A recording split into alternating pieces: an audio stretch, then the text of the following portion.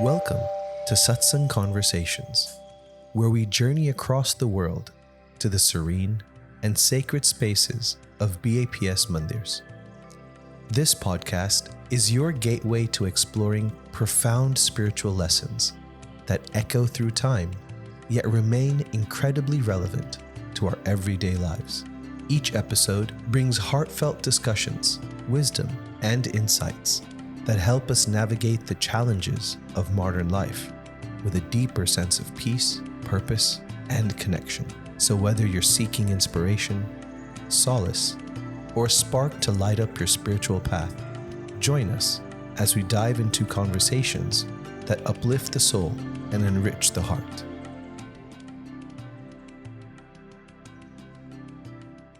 Shri Swaminarayan Bhagwan ni Jai, Akshar Purushottam Maharaj ni Jai, Gunatitanand Swami Maharaj ni Jai, Bhagwan Maharaj ni Jai, Shriji Maharaj ni Jai, Yogi Maharaj ni Jai, Pramukh Swami Maharaj ni Jai, Mahant Swami Maharaj ni Jai. Jai Swaminarayan, everyone. Jai Swaminarayan, Om Bhai, Kush Bhai.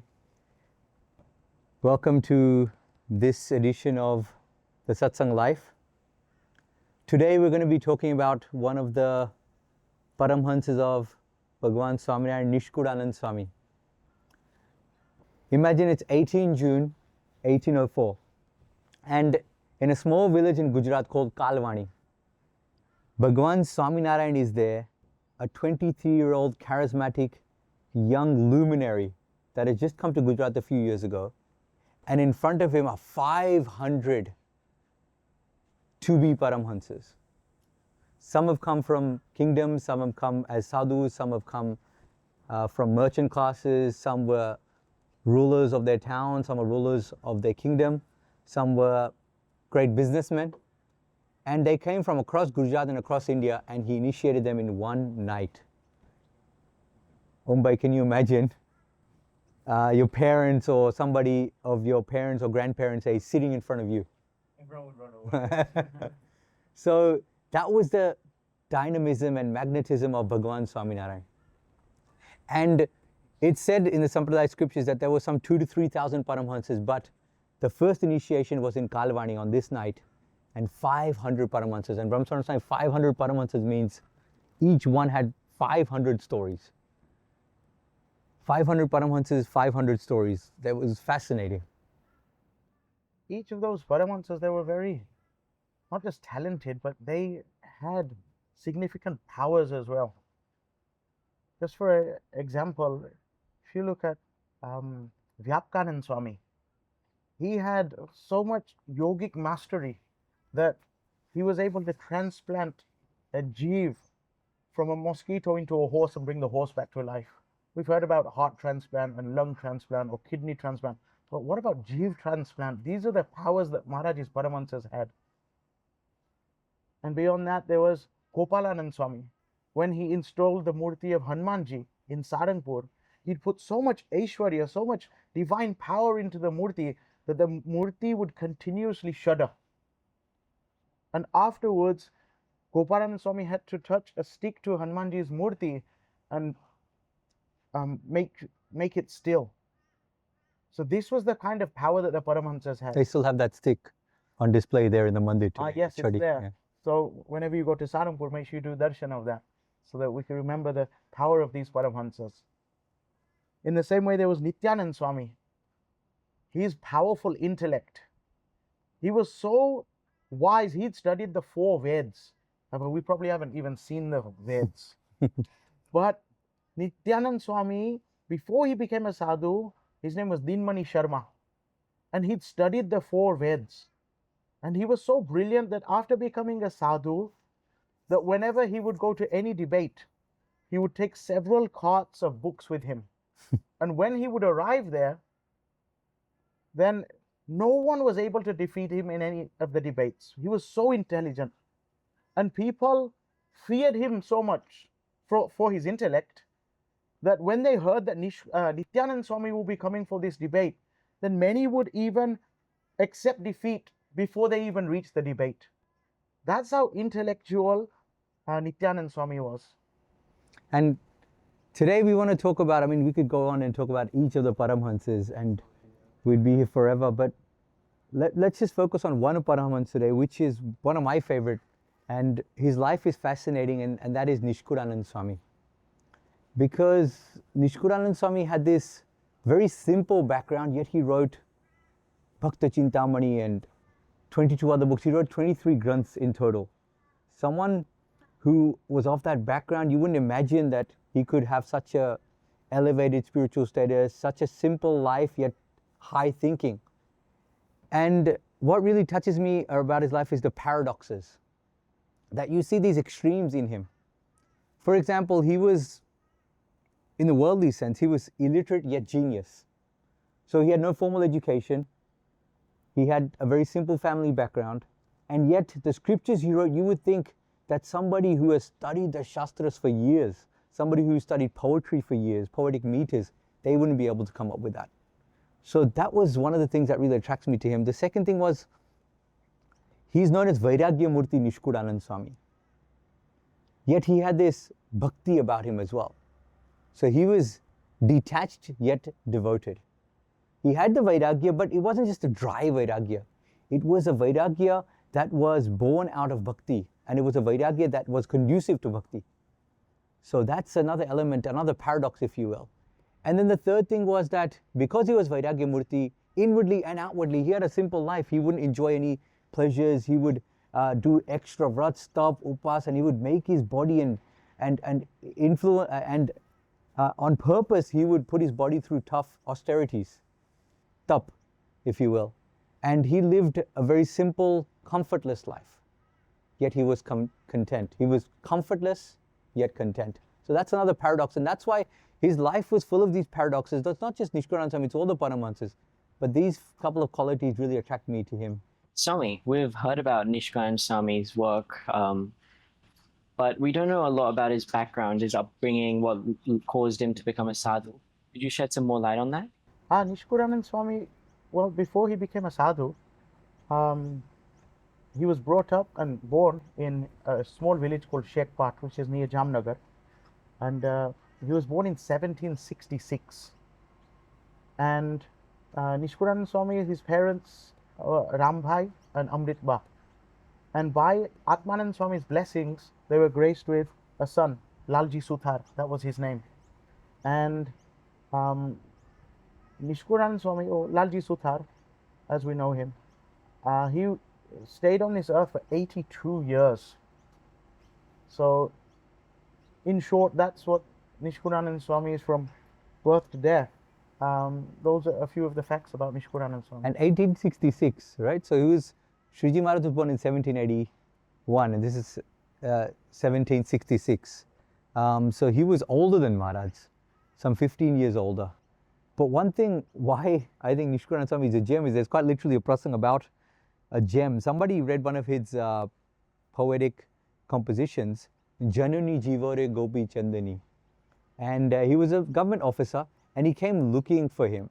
And once he found out that Nishkulanand Swami was in Dholera, one of the mandirs built by Shriji Maharaj, he came there. At that time, Nishkulanand Swami was actually sanding away some of the stonework, and he was covered in dust because he was a carpenter, he was a skilled artisan as well, and he was doing this work and he was covered in dust. And normally you imagine poets to be a little sophisticated, this artist, somebody especially of his caliber, this government officer had read his work, so he said, Nishkulanand Swami na hoi shake. This is not Nishkulanand Swami. And at that time, Nishkulanand Swami, who was covered in dust, he said, Mani to chhe, parantu raje bhinjano chhe. Mani to sacho, parantu raje bhinjano chhe. Mani meaning a diamond. It is a diamond, but it's covered in dust. So just as a diamond, if it's, in the mud, it doesn't lose its value. In the same way, when a sadhu wears torn clothes or looks very simple, that doesn't mean his glory is any less. And that's what these Paramahansas were like. This is what Nishkulanand Swami's life was like. And that's why he's such an inspiration to us. And that's why we're talking about Nishkulanand Swami today. And that officer knew that this is by those words. I mean, who speaks like that? Ke mani to sacho parantu raje bhinjano. And he knew that that was him. So Nishkulanand Swami had that unique life about him. The time he was born, there were power struggles going on around him. And if you look at the context and then you look at his life, it's amazing. And that's why Nishkulanand Swami, you can see that at a time when values were diminishing, at that time Nishkulanand Swami was like a perfect rose that had bloomed in the desert, in a dry desert. And that's why Nishkulanand Swami is so inspirational for us. I think, Swami, that's a pretty appropriate analogy, that he was like a rose that blossomed in the desert, because there was such a dryness of intellect, education.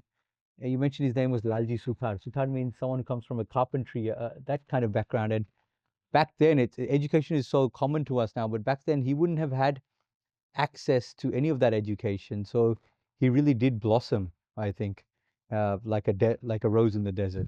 That's quite ironic, actually, Swami, because I've read in Satsang exam books, didn't Nishkulanand Swami's like origin story start in the desert? Yes, that's true, Mumbai. When Shriji Maharaj came to Shekpat on Vasant Panchami, at that time Maharaj came there and he told Lalji Suthar, I want to go to Kutch.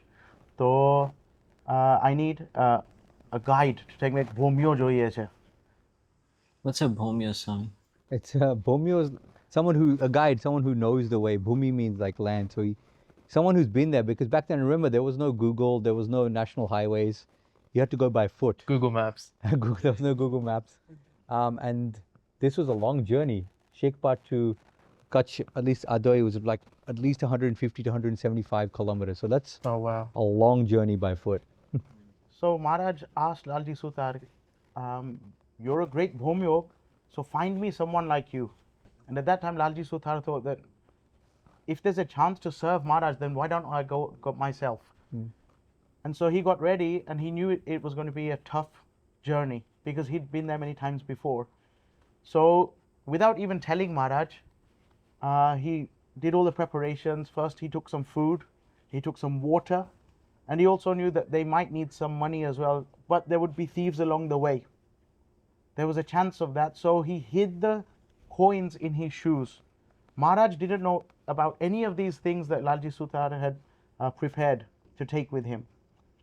And as they left for their journey, the first encounter that they came across was of a beggar. And this beggar was very hungry and he asked for some food. Maharaj Antaryami Pane, he told Lalji Suthar, give him all the food that we've got. So Lalji Suthar gave him all the food. Then as they continued their journey, they encountered some thieves. And they came and they checked everything, but they didn't find anything. But Shriji Maharaj did some Vishesh Leela at that time. And he said, you thieves, you're not proficient in your own profession. So check these Lalji Suthar shoes. So they checked these shoes and they found all these gold coins. So even all of those things were taken away from them. And as they went forward, they met another sadhu who was thirsty. And Maharaj said, give him all the water that we have. And in that way, everything that Nishkulanand Swami had taken with him, Maharaj made him give all of that away. Swami, it's almost as if it wasn't like Maharaj wasn't taking away the food and the water, like not explicitly, but it was like subtly he's taking away, you know, his ego, his comfort, his desire for all of the material things. Like His dependency, because you depend on that, and his experience suggested that you need to take all of these things, you need to hide the money. You can see that in the end of the prasang, what happened is that as they were traveling, Maharaj became thirsty. So Lalji Suthar thought, how will I get any water for Maharaj now, because this is the desert. But Maharaj, with his Aishwarya, with his divine powers, he told Lalji Suthar, you dig a hole here and see if there's water there. And he dug a hole and the water came out. And he tasted the water of it. When you find water in the desert, it's never going to be sweet, it's always salty. But he took the water out and he tasted it first, and it was sweet. And he offered it to Maharaj, he drank some water himself, and then they carried on, and then a doubt arose in his mind that how come you get sweet water in the middle of the desert? So he went back again and tasted the water. But this time when he tasted the water, it was salty. So from that present, he realized that just by Maharaj's divine powers, that they were able to find sweet water in the middle of the desert. It highlights his samarapan as well, right? As we all know, when we do dan, we always have like a plan B, like, or plan C, or D in our case. We think we know that Bapa or Maharaj is there for us, but we don't realize that he's our plan A all the way to Z, which Lalji Suthar had already established. He's always back going to be then. there for us. Yeah. Yeah. So once they got to Kutch, then Maharaj said, look, I'm hungry, so go and find some food.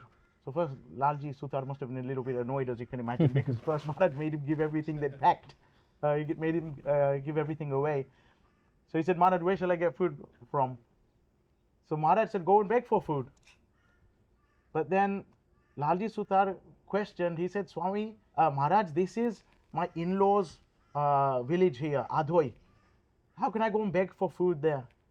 So Maharaj said, what if I disguise you in a way that no one will recognize you? So he said, then fine. So Maharaj gave him a dress as a sadhu.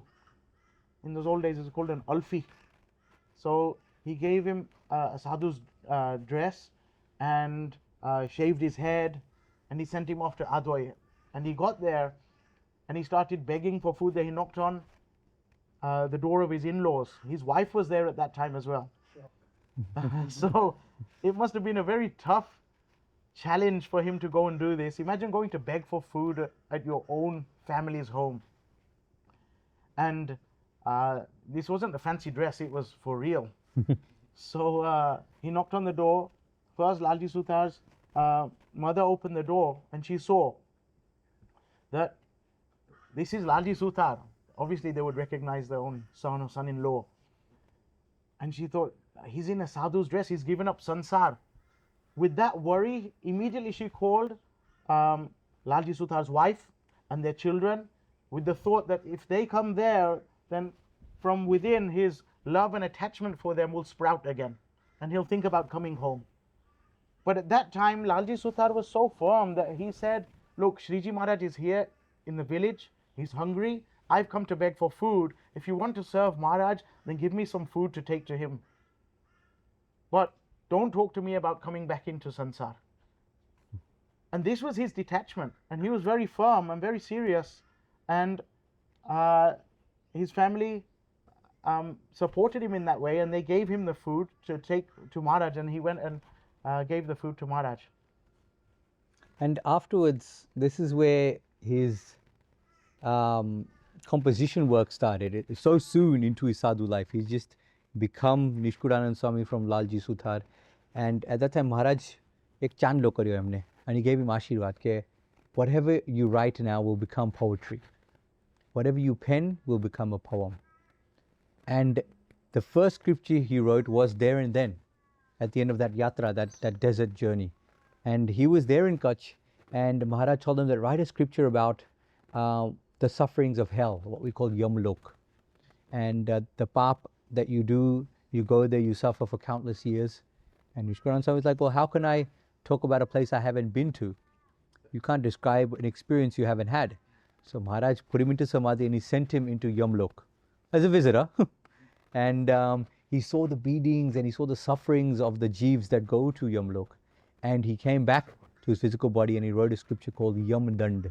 And that was one of 23 scriptures that he wrote in his lifetime. But it began after this prasang, after he became Nishkulanand. And that was the first scripture that he wrote. Sorry, let alone writing a scripture, but at that time, from what I understand, again, a history lesson, but I think at that time, just going through formal education was becoming a rarity, or at least if you weren't from a high caste or like elite family or weren't a Brahmin, I don't think you had any reason to be educated. You just learned your family trade at home. Correct. Like you said, he was a Suthar, so he was learning carpentry at home.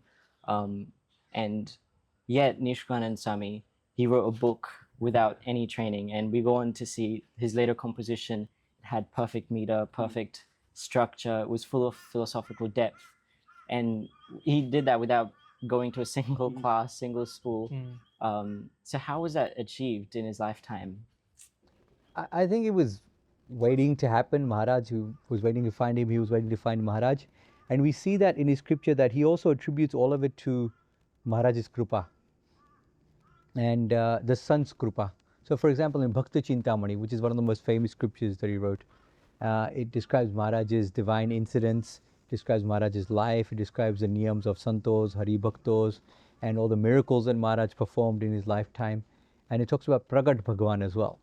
So he begins and ends with the Sant in that. After doing the Mangalacharya in chapter 1, in chapter 2, he actually talks about Eva Santane Namu Shisha. Sant Krupai Sukha Upaje, Sant Krupati Sare Kama, Sant Krupati Pamiye Purana Purushottama Dhama. So you have happiness, you have joy, you have all achievements, and you have mukti because of Sant Krupa. And at the end as well, he talks about Pragat Bhagwan and Pragat Sant. In the Sampradaya, being Pragat Vato, Pragat Vartamanare, Pragat Bhakta, Pragat Bhagavanare. So he's talking about Pragat Bhagwan Shriji Maharaj, but also about the Pragat Sant. Now this is also quite interesting that he had Maharaj, but he also sung glory of the Sant Krupa. એટલે પ્રગટ સંત મળવા જોઈએ, ભગવાનના ધારક સંત મળવા જોઈએ, અને એની કૃપા થાય. So I think that, and what scholars attributed to is that Maharaj's krupa, and even to be honest, Gunatitanand Swami's krupa on him, કે રીતે ઉપજ્યું. Because Swami, when before they even became sadhus, Lalji Suthar and Murji Sharma, later known as Gunatitanand Swami, they used to get together at night and do goshti. Now, how much kap and shraddha must they have had? They used to walk 3.5 gav, which is about 10 kilometers. They would have to walk and meet at each, and they would meet at a Shiv Mandir right in the middle. And this would be after the evening's work would be done. The whole day's work is done. They would go meet, do goshti for the whole night, and then they would walk back. So in essence, every day they would be walking about 20 kilometers. Now imagine in our day and age right now, we don't even have time to walk 3, 4 or 5 kilometers. But they must have had so much shraddha, one, to do goshti, and each other would have had so much shraddha that the other person would turn up there, because there was no WhatsApp or mobile phone or I'll be there in 5 minutes or 10 minutes or I'm getting there at this time. But they must have had so much shraddha and utsa to talk about Bhagwan's glory, and at the same time by doing samagam of Gunatitanand Swami, of Murji Sharma, he must have had the mahima of the Sant rooted in his thoughts from that time. It's fascinating, right? I think if you look at the age gap, there was like 19 odd years between Murji Sharma and Lalji Suthar. Yeah, it was a big age gap. So it would have been like me and someone my dad's age doing like a goshti and like being equals in a sense. But still, the samagam, we understand from his works, from the respect he gave him, from the Sampraday's history, that Nishkulanand Swami, though older, gave Gunatitanand Swami that respect. So Murji Sharma gave, Murji Bhakt was given respect by Lalji Suthar. And so, as Swami said, that the cup and the samagam they had, that those seeds were planted. He would go back to Shekpat, Murji Bhakt would go back to his village of Bhadra, and later, years later, in Nishkulanand Swami's works that came up. So I think the reason was that the seeds of Sant Samagam were planted and Maharaj's Krupa, and they came together in Nishkulanand Swami to form Bhakta Chintamani and these other 22 odd books, you know, from the other book that the main composition was Nishkulanand Kavya, and that contains a variety and range of books that show his literary genius as well. So Nishkulanand Swami wrote this variety of scriptures. I mentioned Yamdand, then Bhakta Chintamani, obviously one of his biggest, longest works. Then he also wrote a scripture called Vachan Vidhi, talking about the Agna of Maharaj that should be followed. He wrote a granth called Purushottam Prakash, why Maharaj incarnated on earth. And he wrote this whole variety of scriptures which talks about everything ranging from Maharaj's Leela to his Sarva Paripanu, to scriptures talking about the mentality of a Hari Bhakt, to scriptures talking about, Papa ne Punya, to scriptures talking about Prapti no Kef. It was a whole range of topics that he covered, from Updesh to Leela to Mahima. And even today, people listen to it, sing them, and get inspiration from them. Chosath Padi was one of those granths as well. And in that, an interesting fact about the Chosath Padi is that after Nishkulanand Swami wrote the Chosath Padi, it was burnt multiple times. Why? Because the Chosath Padi talks about the qualities of a true sadhu and a false sadhu. And Nishkulanand Swami was very spushed to the point when he wrote this Chosath Padi, because it was for all aspirants, for them to be able to identify which kind of sadhu they should identify and identify with or do samagam of. So multiple times it was burnt.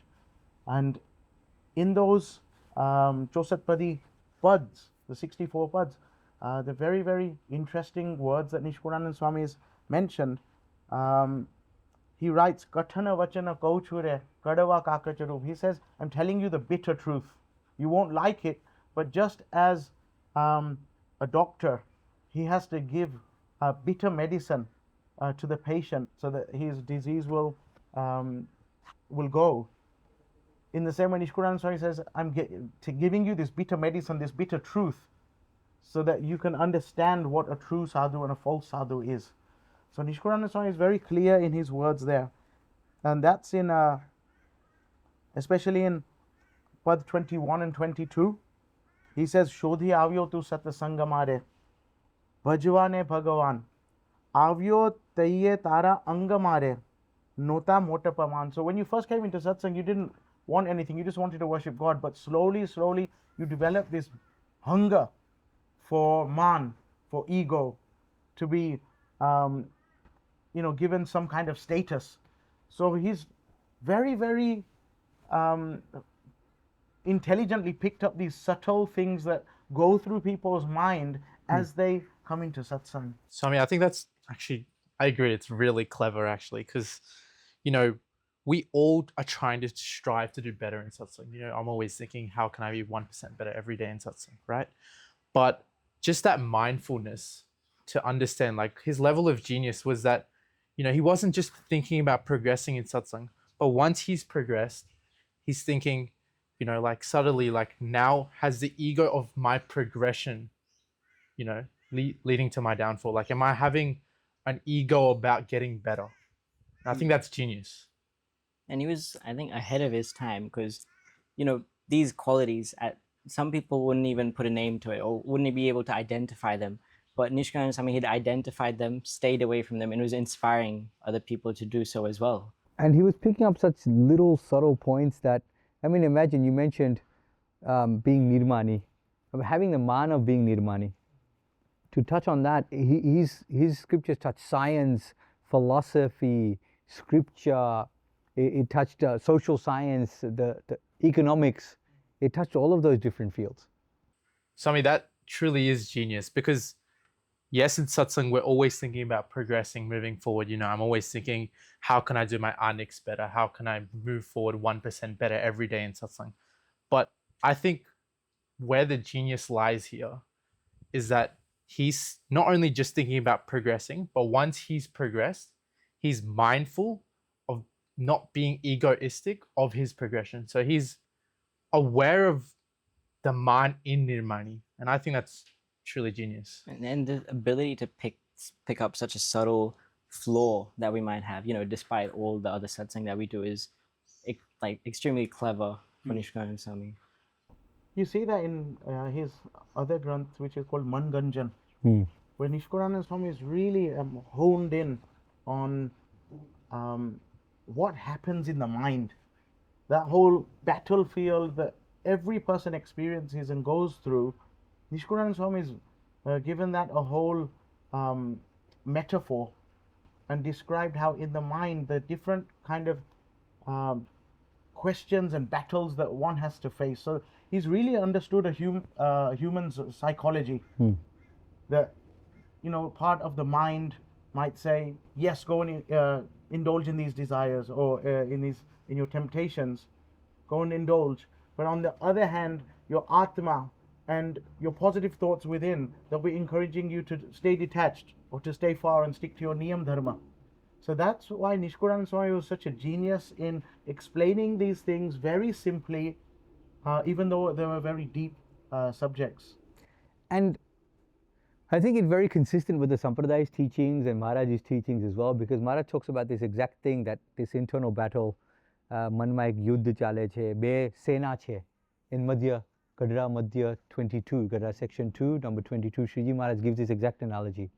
Then the mind thing, the psychology element, Swamini Vat, Gunatitanand Swami also says some are controlled by the mind and some control the mind. So all of these concepts and are so consistent with the Sampradaya teaching. That's why these Paramhansas were genius. That, I mean, when would he have heard Swamini Vata? When would he have heard Maharaj's Upadeshas? When would he have remembered them? How would he have written them down? And this is someone who is illiterate. So it's quite amazing. And he touched on so many vishayas. We talked about the poetry, for example. He didn't just use simple metaphors of his time, like we've heard charan kamar, feet like lotuses. He used those ones. But he would use amazing different, in Chosath Padi he uses the metaphor that the ocean keeps everyone, it's a refuge to so many creatures. We know there's more life forms in the ocean than on earth. But yet if something dies, it'll cast it out. એમ સત્સંગમાં આપણે બધા રહીએ પણ આપણે અભાવ ગુણ હોય દોષ હોય તો તમને બહાર ફેંકાઈ જશે. Then if someone's coming to pierce your ears, a child starts crying and thinking આ મને હેરાન કરે છે, they're causing me harm. But in fact, પણ સમજો તેના કાનને રે તાનને રે પહેરાવશે કુંડળ. નિષ્કુળાનંદ સ્વામી writes, પણ સમજો તેના તાનને રે પહેરાવશે કુંડળ. It feels like they're hurting you, but they're actually giving shobha to you. એટલે આવા કઠણ વચન એમના છે, they give shobha. So he gives these beautiful analogies. When he talks about the Bhakti Chintamani, he starts it, he says, Jem upvasi janane piva amrutananu notaru. Okay, I'm so excited to tell Maharaj's Charitras. It's as though I'm thirsty and I've got a pot full of amrut. Imagine that you're doing like Nirjar Upvas, we do them 5 times a year at least. And you've got Parna Day. You can't wait to have that first sip of sharbat or water. That's how excited and eager he is to tell Maharaj's Charitras. So whether you look at psychology or poetry or art and architecture, Nishkulanand Swami was a genius in that. Once Maharaj did the full Dol Utsav in Vadtal, and Nishkulanand Swami made a hindoro. Now he's a craftsman by profession and he's an artist, and he designed a hindoro with 12 different sort of gates, and it would swing and it would spin. So imagine designing that back then, and it's hung off a tree. And bara bara dwarano hindoro shobito kidu nishkari nishkudanande kamad. And he wrote that that kirtan was written about that prasang. Lage vaikunthi rudu vartal hindore hari shobitare. I mean, I still can't imagine it in this day and age, like a spinning, swinging outdoor hindoro. Oh, we do hindoro ourselves every year. We finish it off so simply. But back then, with no technology, no assistance of machines, and no sort of, computer software, he designed this hindoro. His architecture, towards the end of his life, he was in Dholera Mandir. He helped design some of the sculpture and architecture, the domes, the kaman, the designs around the side of the mandir. He designed all of that. So no matter what field you look at, we say he's illiterate, but he touched on all of these vishayas. So he was so down to earth, yet so out of this world. And like today, we have so many resources, right? We have Google, AI at our fingertips, yet we're so lazy or not as capable as Nishkulanand Swami was. Like even with all this formal education and training, we're not his level of genius. So what are we missing? Or like how can we kind of get to his level, or at least towards his level? I think what we're missing is a little bit of discipline. And also, I think the biggest thing that Nishkulanand Swami had on his side was Maharaj and his attachment to Maharaj. So in a worldly sense, we say he achieved something by writing something. But he achieved something, he had that knowledge because he gave something up. You cannot achieve something without giving something up. Some attachment or achievement only comes after detachment and giving up. So I think that is what made him different.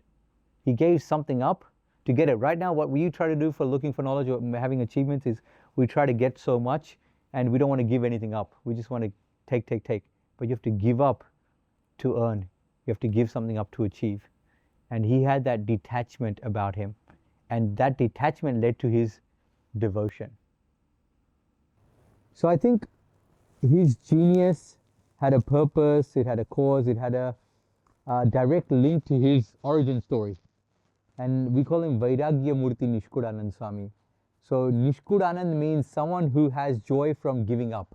And in this case, giving up his family, giving up the worldly attachments that he had. And remember that story back in Adoy when he went. Swami, so when Maharaj tested Nishkulanand Swami or Lalji Suthar at that time, he gave up everything. Maharaj named him Nishkulanand, one who's given up all of his family, and has Anand in that as well.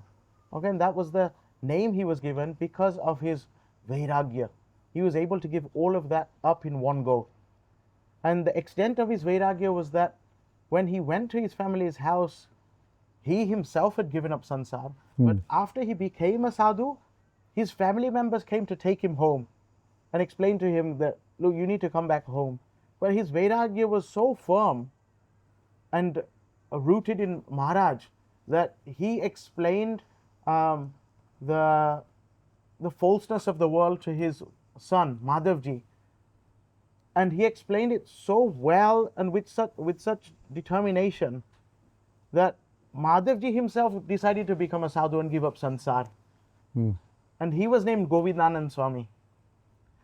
So this was Nishkulanand Swami's firm-rooted Vairagya.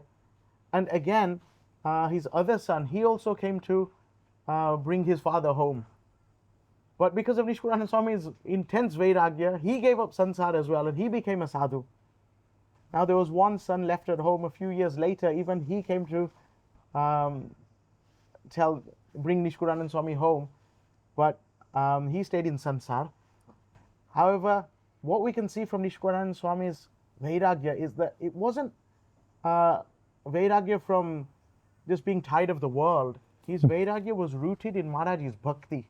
And because he had so much attachment to Bhagwan, that everything else around him just became false and Insignificant, I guess. insignificant. Yeah.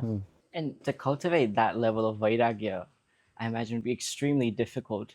Is it something that he was able to practice, let's say, from birth, or like when he went on that Kutch trip, like you said, with Maharaj, or was it after taking Diksha? I think the Kutch trip was a turning point, definitely in the worldly sense, something we can point to. But I think it was just Maharaj. Je bada bhakto hota ne, all the devotees, all the Paramhansas, Maharaj brought them from Akshardham. He had them ready to go. And in fact, Nishkulanand Swami gives his parichay saying, Hame to jad bharat jogiya, main hu adi anadi, that I'm immortal and I am jad bharat from the scriptures. So the Hindu scriptures talk about this Raja Bharatji, who gave up the Rajya but got caught up in a deer, a fawn. He was reborn as that fawn. That was his janma. At that time, he had that attachment, and then when he was reborn, the third birth, he was born as in a Brahman family, but he became stubborn and he did opposite things, and he made sure that he didn't get attached to the world. So, bada એવું કહેતા હતા જડ જેવો છે.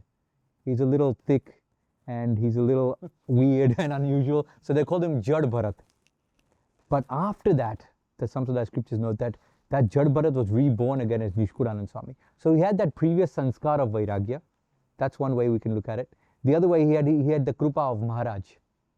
So he was completely detached, yet he was completely attached. Completely detached to the world from his previous sanskars, from Maharaj's krupa, from the other story, all of these factors combined. But he was completely attached because he had that love for Maharaj.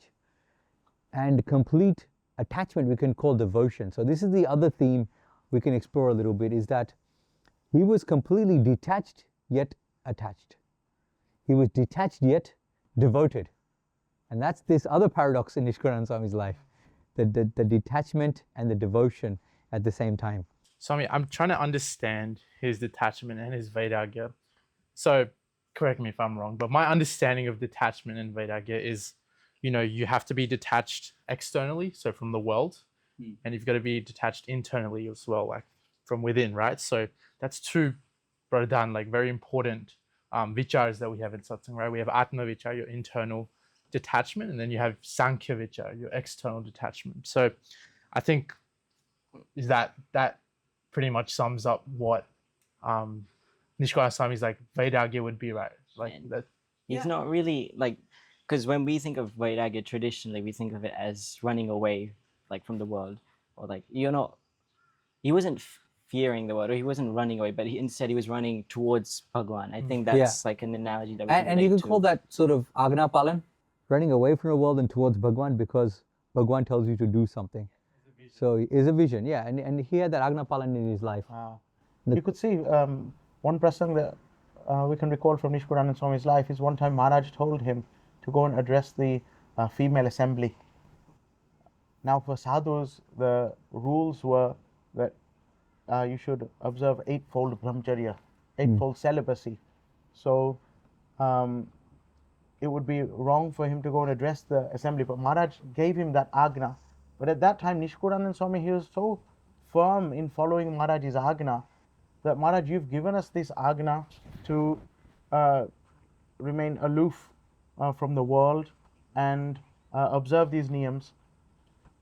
So he folded his hands and he refused to follow that agna at that time, because even Maharaj has said in the Shiksha Padi, even if Bhagwan or the Guru gives you an agna where you have to break your brahmacharya, still you shouldn't follow that agna. So Nishkulanand Swami's Vairagya is a very big support to following Bhagwan's agna. So it's not like they're opposites. In fact, the Vairagya made the following the Agna easier. Like sometimes we think Vairagya is very hard to do, but for him it was natural, or like even he placed so much importance on it that he was able to recognize which Agna to follow. Correct. And it was also going beyond Agna. So we talked about following the Brahmacharya niyam, but he also, one of the vows of a sadhu, especially the Paramhansas, they went through so many prakarans, was Niswadipano. You've heard of Paramahansana Goda? You know, like Barafna Goda nahi, Paramahansana Goda. They used to beg for food, make it into a bowl, splash it in water, throw it to a dog doesn't eat it, then they eat it. Niras chamta. A prakran to Nishkulanand Swami, he would have passed through that prakran, meaning that phase, because Maharaj gave niyams for a little period of time, 6 months, 3 months, and then he would retract those niyams as well. But also he went above and beyond, and he kept following some of those niyams. So પેલું બ્રહ્મચારીની તો આજ્ઞા છે જ, પણ નિસ્વાદીપણાની પણ આજ્ઞા છે. પણ નિસ્વાદીપણામાં પણ he would also take it to the extreme for himself, not for others. He wouldn't enforce it on anyone else. So once he was in Vadodara, he was visiting Vadodara, and generally Nishkulanand Swami tried to avoid these big cities because even as Gunatitanand Swami says in his વાત કે મોટા શહેર અધિકાર એ બધું સેવાને જીવને બગાડવાનો હેતુ છે. So going to cities you get more sense pleasures and vishayas, big buildings, good food. So your body gets pampered a little bit more and it gets closer to the vishayas. So he used to avoid that. But for satsang, he once had to go to Vadodara, and at that time Gopalanand Swami was there, other Paramhansas were there, and he saw these pots of dudpak. Obviously there's an utsav, there's not just going to be khichdi, you know, or chash. Even today, imagine going to a shibir or an utsav and it's just, you know, khichdi and chash. There's so many things on the menu. So back then Maharaj ne, Paramhanso ne, Motera હરિભક્તો ને બધાને ઉત્સાહ હોય કે જમાડી એટલે બધા ભક્તો આવે છે, તો દૂધ પાક રાખ્યો હશે. And that time he had those cans, and Nishkulanand Swami started getting nervous. મૂંઝાઈ ગયા કે આવું બધું હોય, દૂધની જાહો જલારી રેલમ છેલ થતી હોય, where you have pots of milk flowing. How can I stay in such a place? And he wanted to leave. And Gopalanand Swami understood his predicament. And he had all the pots of milk, took it to the extreme. But Nishkulanand Swami would have been such a senior, respected sadhu that he had those pots of dudpak spilt, poured. And he said, Nishkulanand Swami, a big sadhu, is here. He's going to talk about Vairagya. He lives and breathes Vairagya. And that's born out of his love for Maharaj. So let's respect that. And he had that dudpak poured out. So imagine that he had the brahmacharya, he had the niswadipanu. He wanted to make sure that he comes in contact with no vishayas. And that was why he was known as Vairagya Murti. But he was also Bhakti Murti. That's the a paradox that we see in him. I think the one thing I really like about this prasang is that it shows like the dangers of detachment isn't from like bigger cravings. It isn't from like, you know, like bigger attachments, but it's like the micro attachments. It's things like, you know, scrolling for a bit longer on your phone. It's, you know, making that decision of should I eat something, should I not eat something? It's those micro decisions that create a bigger impact over time, right? If you think of like a dam, right? You have a small crack and over time it widens up, gets bigger, right? That's how Vairagya works. And I think that's what Nishkulanand Swami like mastered. He was really good at making sure that he didn't fall into those micro attachments. Yeah. And he sealed all of those, I think, early on. And not just the micro, but the macro as well, the big ones. Because it said, by Tulsidas, and Muktanand Swami refers to this verse in the Vachanamrita as well, that even following brahmacharya and svad, there's still one thing left. Tulsidas writes, Kanak tajyo, kamini tajyo, tajyo dhatu ko sang, which means that he's following brahmacharya, he's left all the worldly possessions, he's left money, Kanak tajyo, kamini tajyo, tajyo dhatu ko sang, tulsi lagu bhojan kari. He's left food as well. He eats a little bit only just to survive, and no doodh pak definitely.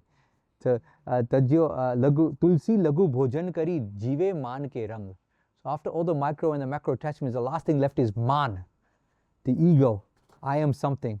And Nishkulanand Swami didn't have that in his life either.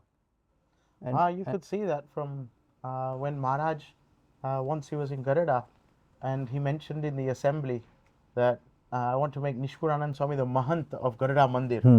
And as soon as Nishkulanand Swami heard about this, Nishkulanand Swami packed up all his potlu bandi dido, he got everything ready and left without telling anybody. To Garuda or? No, he went to a nearby village called Gadhari.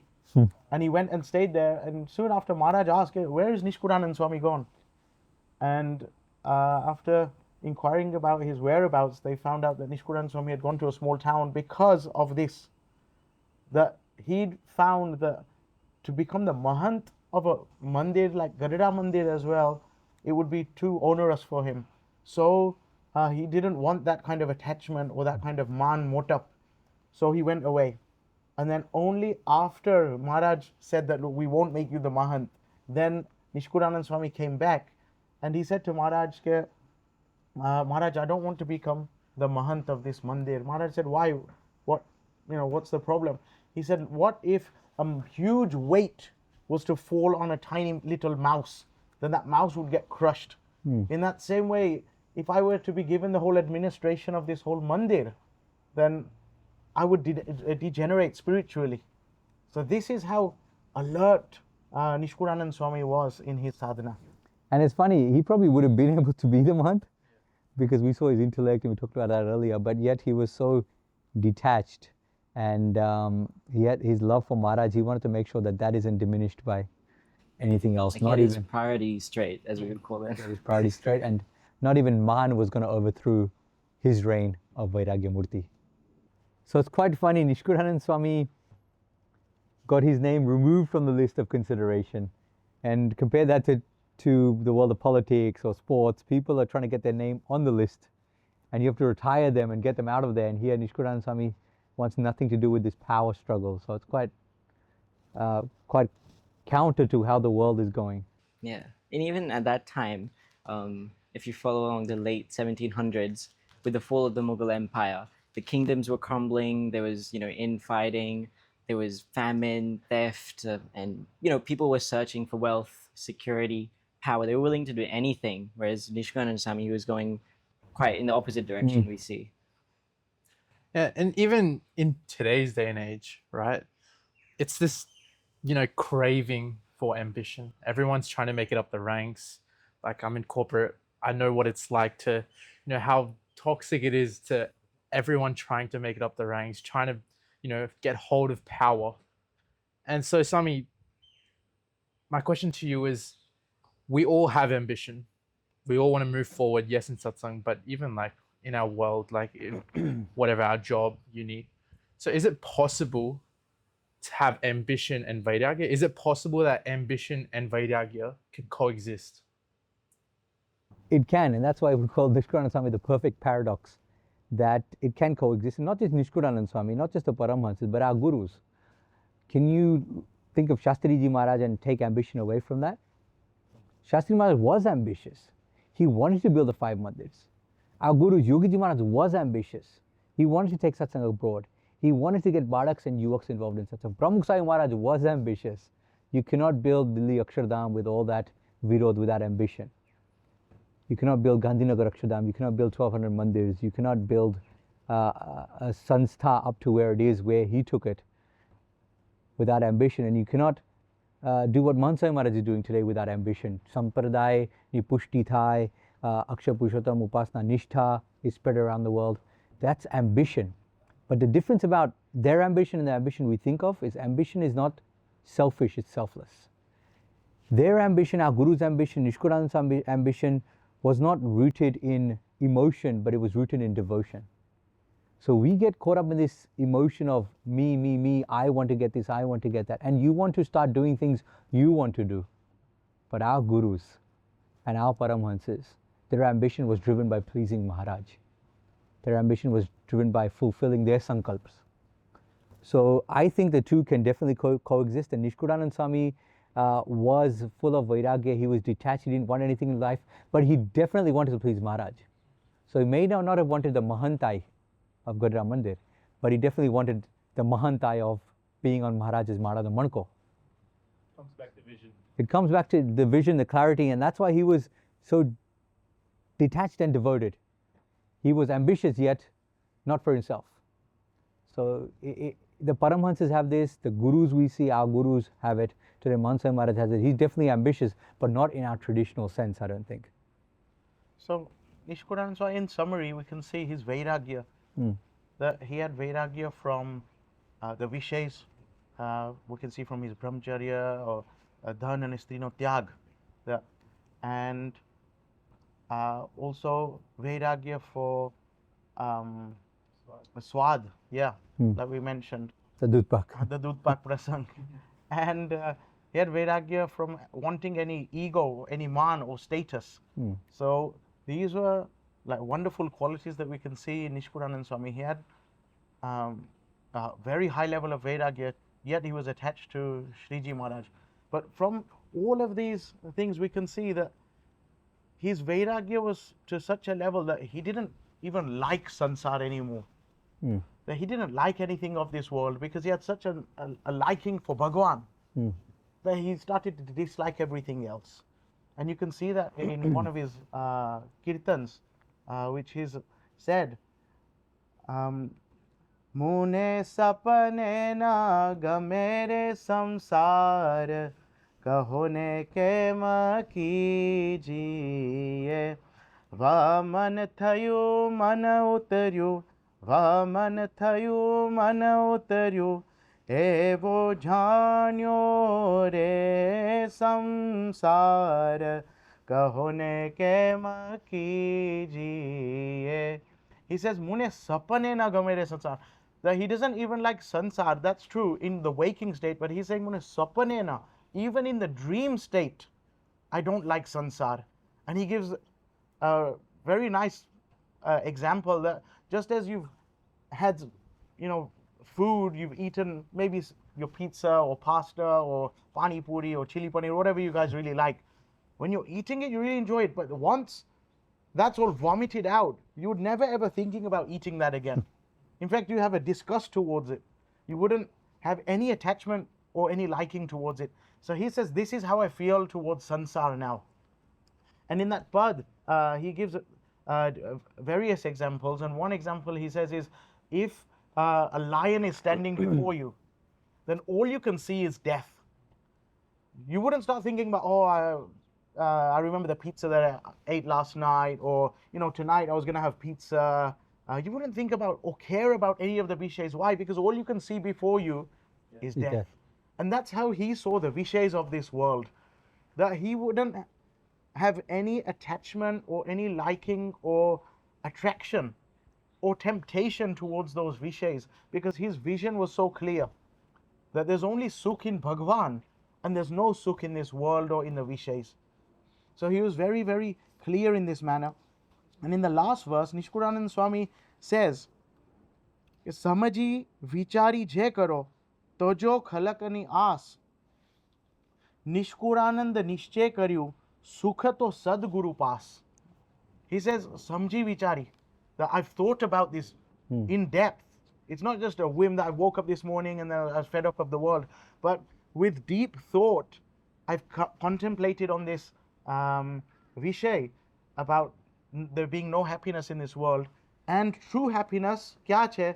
Eto sadguru paas chhe, by the ekantik Sant, by Bhagwan. That's where true happiness is, and that's what Nishkulanand Swami tells us and gives us this updesh in this wonderful pad. And that Sukh to Sadguru Nipas, I love that line because it shows his origin story as well. It shows what our gurus have thought about. He's put deep thought into it, that the tyag isn't just for tyag. It's not like you saw your parents die and you suddenly have tyag, or you had to cremate someone, or you lost everything you owned, or your factory or your business burnt down and then you had tyag. It's not like a chatkin or vairagya. It's not a decision on a whim. It's firmly rooted in devotion and bhakti towards Maharaj and Swami, and that's what tyag is. And I want to bring up just a quick shlok here. Mahant Maharaj writes in Satsang Diksha Shlok 286 Tyago na kevalam tyagas, tyago bhakti mayastvayam. That it isn't just tyag for tyag's sake, it's tyag rooted in bhakti. That's why we say that he was detached yet devoted. Mahant Swami Maharaj says, Parityago hyayam praptum akshara purushottamam.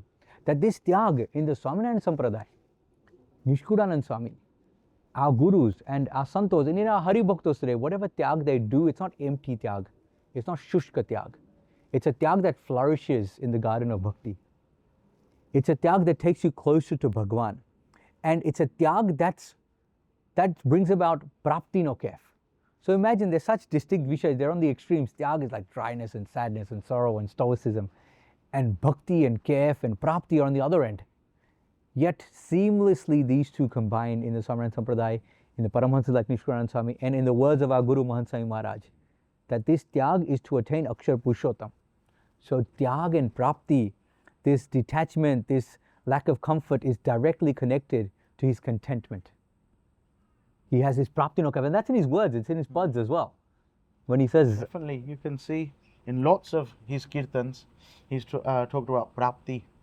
Like Sahajananda Sindhure, Ajamare Ulatyare. He's given an example of an ocean. And Bhagwani Prapti, it's an overflowing ocean. And Nishkulanand Swami himself, he immersed himself in that Prapti. So many pads he's linked to these kind of examples about the amazing Prapti that he's attained. And time and again you see that. And he talks about Pragat Bhagwan, Hari Smriti Granth, for example. He isn't just someone who's sad and depressed because he's given everything. Swapnina Game Sansar. He doesn't like Sansar, but he loves Maharaj. And because of that, he talks about Hari Smriti, Jamta Joya Chhe, Nene Nirkhya Chhe. He describes the Leelas of Maharaj. He talks about Bhagwan coming towards him. There's a pad, one of my favorites, Ghanshyam Bapa, Ghanshyam Chandra Swami used to sing it in front of Paramhansas Swami, Lat Kado, Lat Kantore Avyo. That Bhagwan is coming towards you, he's dancing, he's with you, he's in front of you.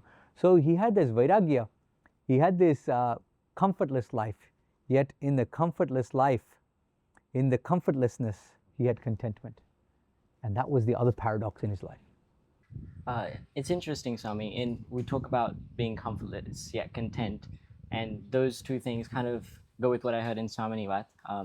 Gunatitanand Swami says in Prakan 1, line 91, he says, okay, the jeev can be attached to two things, either God or Maya, and because it's human nature, right, to seek support from something. And for us, we struggle a lot, me especially, like, you know, either when I'm at a mandir, you always see towards Bhagwan, but then when you're outside, you get temptations to get pulled into Maya. But Nishkulanand Swami, he was very from the beginning. You can see he'd Maya Nityaji Diditi from the start. This actually links directly with Vairagya, I think, because a lot of the time when people have Vairagya, where's the root cause of that Vairagya? It comes from suffering, right? A lot of the time, you know, Brahmaswami, I think you're telling me that time when you went to Badramani. Do you want to? So we went to Badramani just recently, and one person that we met, he said he just had a divorce, and he was asking us, Swami, how can I become detached from the world?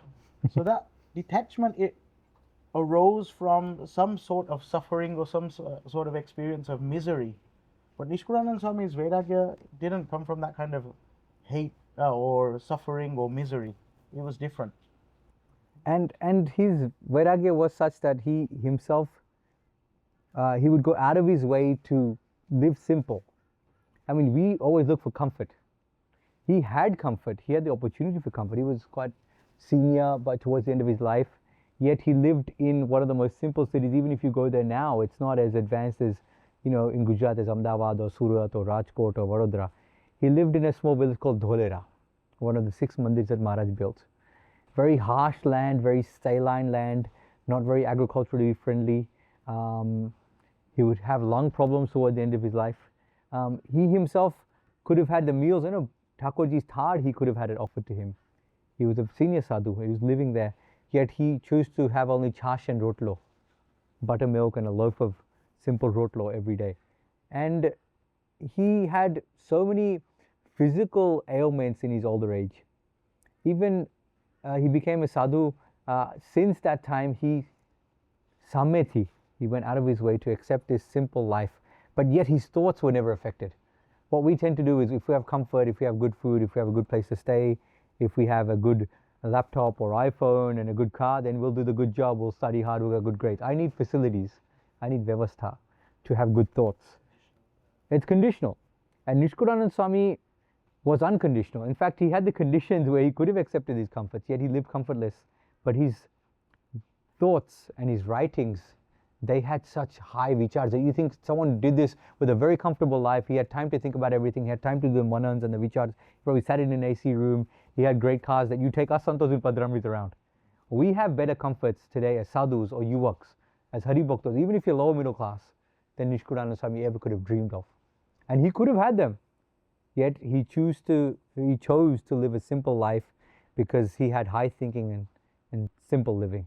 Swami, I actually read a book recently called The Sun Does Shine by Anthony Hinton. And this is an autobiography about a man who had been wrongfully accused. And because of that, he lived in prison for 30 years. 30 years in a 5x7 cell. And just for 1 hour in a day, he was allowed to go outside. And so after 30 years, he was finally released from prison.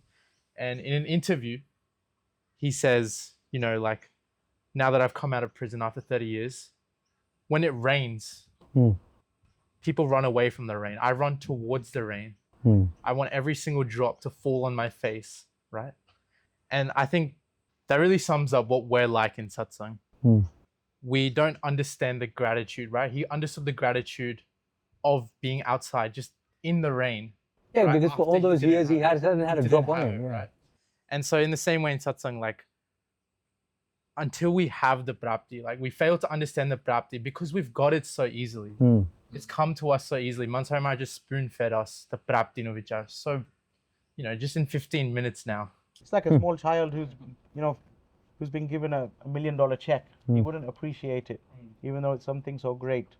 Or if we find a diamond sitting in the middle of the road, without working hard for something so great, then we don't really appreciate it. And adding on to that, I don't want to be like that child who grows up and realizes, you know, I had that opportunity. I could have made the most of it then. Why didn't I? So, like, in the same manner, I don't want to lose satsang to learn the value of it, because obviously that's the wrong path to go down. So I think what Nishkulanand Swami's life teaches us is that whether you're in comfort or you're not, it's still important that you're content with the prapti that we've attained. Yeah, so even though he was comfortless yet content, we can still be comfortable and content. And I think that's why I really like that analogy, that the rain on the face, he's enjoying it. What we tend to do today is we tend to run towards comfort and away from satsang. You know, not following the niyams, or not doing prapti no vichar every day, or whatever it may be. That's the comfortable. And what we're really doing is we're locking ourselves in a cell. Whereas Papa wants us to, Nishkulanand Swami teaches us to, Maharaj wants us to run outside and feel the rain on our face.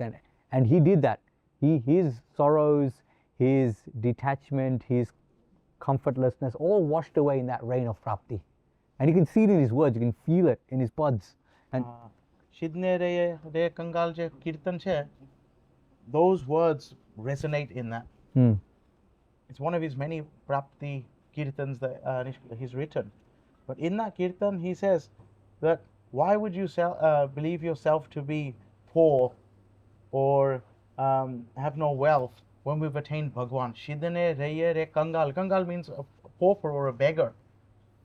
And in the second line, he says, Jare madyo maha moto malare santo. When we found and attained this,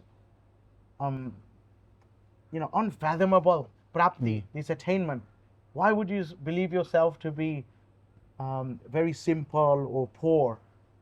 And Nishkulanand Swami, he explains this, that we're not poor, we've attained this amazing attainment, so we should enjoy that. Yogi Maharaj used to sing that in the morning, that part, and he used to sing it with such care, like Shidne rahiye re kangala re santo. So he's giving updesh to santo, to bhakto, that even though he looked like he was in rags, he was that diamond because he was Maharaj's diamond. I think Mansai Maharaj also explains, right? The poverty isn't poverty like financially, right? It's the Ganga Panu of like not like you thinking you don't have moksha, but it's right there. It's in your hands through Yeah. that practice.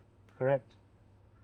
And then in the second line, or one of the other stanzas in the Nishkulanand Swami gives an example of a poor woman, and he says, Rajani Rani Bhami Bhikha Mage Hale Kangala Nehal.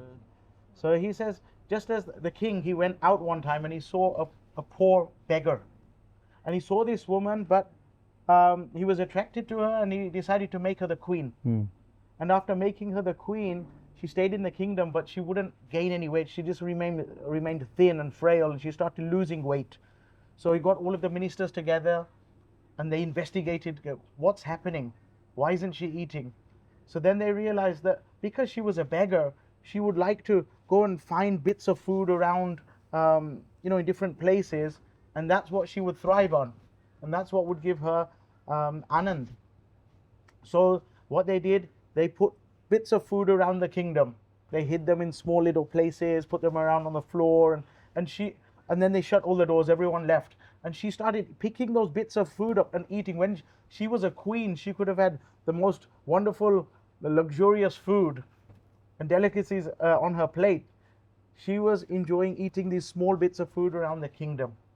So in the same way, Nishkulanand Swami says sometimes we've attained Bhagwan, but still we try and grasp these sense pleasures or these vishays, and we try and get gratification and enjoyment from them when we've attained something so huge and unfathomable that we're not taking anand from Bhagwan. કંગાલપણું રહે છે, ભિખારીપણું રહે છે. Swami, as we've talked a lot about Prapti today, I just want to highlight that obviously it's one of the greatest tools to come out of Satsang recently, but the danger I see in Prapti no Vichar itself is on one side we've been told not to feel Kangalpano and feel Rajapano. Wouldn't I become cocky or start living on cloud nine? I've done everything, I've got Satsang, I can go about my merry way. Is that, because I feel like that's the wrong path to take down. What are your thoughts on that? That's if you do Prapti no Vichar the wrong way, and if you just begin with Prapti no Vichar or you isolate Prapti no Vichar. So once Gunatitanand Swami said કે વચનામૃત પણ બધા, if you just read Prapti no Vichar વચનામૃત કે મારું દર્શન કરશે તે ચરશે, પણ કોના દર્શન? You have to follow niyams, you have to have jodan with the Satpurush, you have to do Rajipano Vichar. And also Prapti no Vichar the right way also means કે મને આવા ભગવાન, આવા Sant, I have attained this God, I have attained this Guru. Nishkulanand Swami had attained Maharaj. And yet in his Prapti, he didn't start going, well, I have Maharaj, I went to him with Advai, I followed all the niyams, I have Brahmacharya Vrat, I'm doing tap, and I can eat whatever I want and do whatever I want now, because I have Maharaj. He didn't do that. So to answer your question, Prapti no Vichar isn't just done in isolation, it's done with the other Vichars. Also, the Prapti itself means you want to please Maharaj. So it's not like you stop following niyams. In fact, you follow them more. And that's very important, and that's part of it, the Prapti no Vichar. And also, the third thing is Prapti no Vichar isn't done in our own way. It's done by the way that we've been taught by our Purvaj, our ancestors, the Paramhansas, our Gurus. So Mahant Maharaj is Prapti no Vichar, but he doesn't do it in a way where he just stops following the niyams, and he teaches us to stop following the niyams. So I think that is what Mahant Maharaj is trying to teach us, that just do satsang and you'll learn about how to do Prapti no Vichar properly. In fact, Mahant Maharaj just told us that every day we should do this Prapti no Vichar.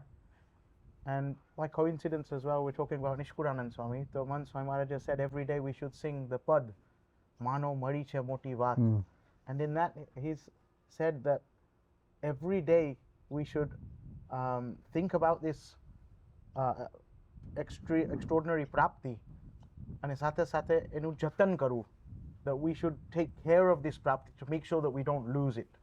So that's a very important thing that he says, Mano mari chhe moti vat, hath avi tema hare jore. Make sure you don't lose it. Kari jatan divas rat. That means take care of it day and night, as if you've attained something so important and precious that you would keep it so safe to make sure that it wasn't taken away from you.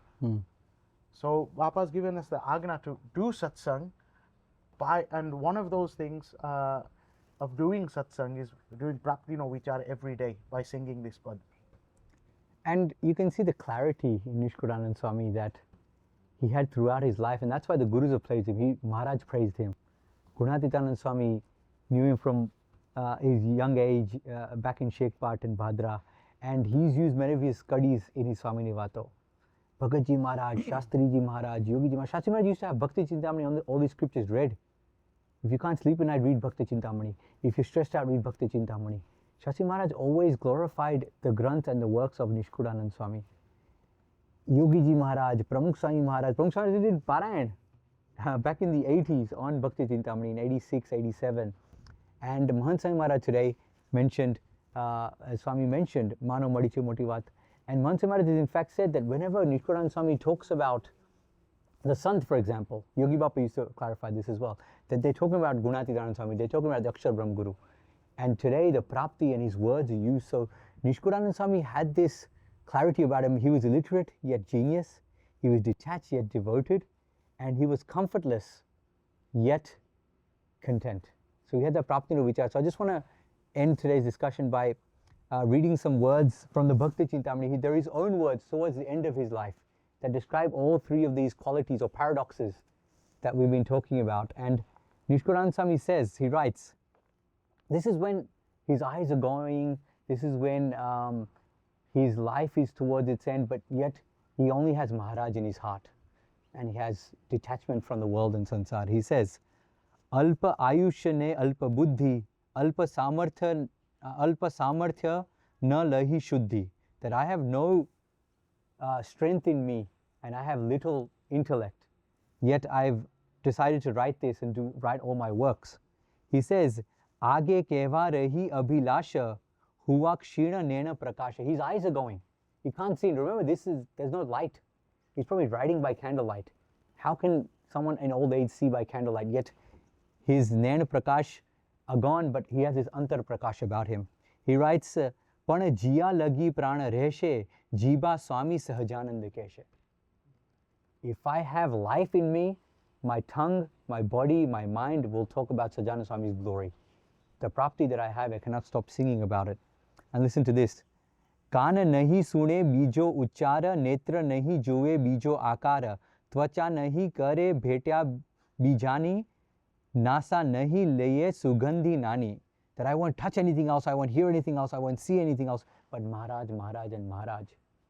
And some of his last words in his writings were, Mate jya lagi rahe tan shwasa, taju nahi tya lagi e adhyasa. I won't stop that adhyas, that practice of doing satsang. You know, Mano Madiche Motivat, he says that, when will I stop that? When my pran leaves my body. And he says, Hari guna gata chute tana, tema magana chhe maru mana. You know, we sing Bhakti karta chute maro pran. This is Nishkulanand Swami's version of it. Once again, Hari guna gata chute tana, tema magana chhe maru mana. Even if my body drops now, singing Maharaj's glory, I'm happy. I'm content. And that's the state that the Paramhansas lived in. That's the state that Mahant Swami Maharaj lives in now, and that's the state he wants us to live in. So I think that's quite amazing, that Nishkulanand Swami's life, his paradoxes, he was a gem, and it still teaches us a lot even today. Wow, Swami, that was really powerful. Thank you both for such an insightful discussion. I think if there's anything I've learned from this is that, you know, all the way from his childhood to what you've just read, Nishkulanand Swami reminds us that satsang can be so complicated yet so simple, right? It can be so complicated with all that geniusness, all the antadrashti, but it can be so simple with prapti. And it's still relevant today, we're reminded through the Mano Madiche Motivat every single day. Yeah. And this is just the tip of the iceberg. I mean, this is one diamond. Mani chhe pan raje bhinjano chhe. This is one diamond covered in dust. It's a ruby in rags. But there are 500, 2,000, and our Guru Parampara, 6 such Gurus and Maharaj himself. It's a treasure chest. We need to open that up, take out each diamond and really look at it, study it, analyze it, and imbibe the qualities of those diamonds in our lives as well. Shri Swaminarayan Bhagwan.